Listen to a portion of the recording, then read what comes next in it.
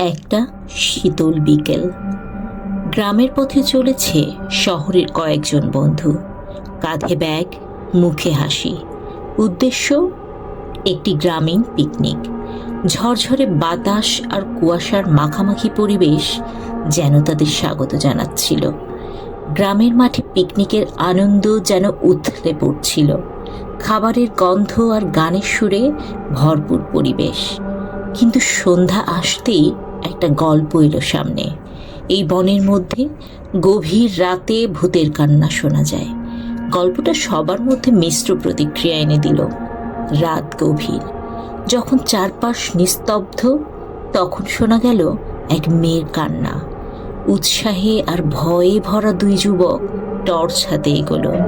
কিন্তু বনের ভেতরে অদ্ভুত ছায়া আর কান্নার শব্দ তাদেরকে স্তব্ধ করে দিল। ভোরের আলো এসে মিলল কত রাতের ঘটনা।